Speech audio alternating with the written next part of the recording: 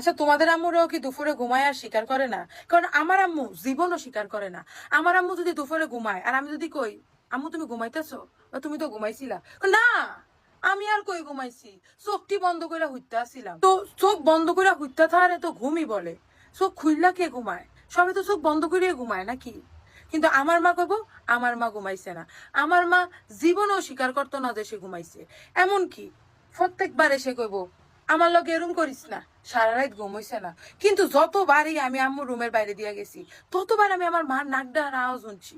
আমার মা নাক ডাইকা ঘুমাইছে, কিন্তু সকালে কইলে কইব তার সারা রাত ঘুম হইছে না। আমি বুঝি না যে আমার আম্মু ঘুমাইছে এটা স্বীকার করতে তার সমস্যা কোথায়। সে এটা স্বীকার করলে কি হয়? রেস্ট, তোমার শরীরে রেস্ট দরকার, তুমি রেস্ট নিছো, তাতে কি এমন আসে যায় না? এইটা বললে প্রমাণ হয়ে যাবে যে তারে আমরা শান্তিতে রাখছি। সে এটা প্রমাণ হইতে দিবে না। তারে আমরা অশান্তিতে রাখছি। সে এত অশান্তিতে আছে যে তার ঘুম হয় না, এত অশান্তিতে আছে যে সে এক ফোঁটা ঘুমাইতে পারে না।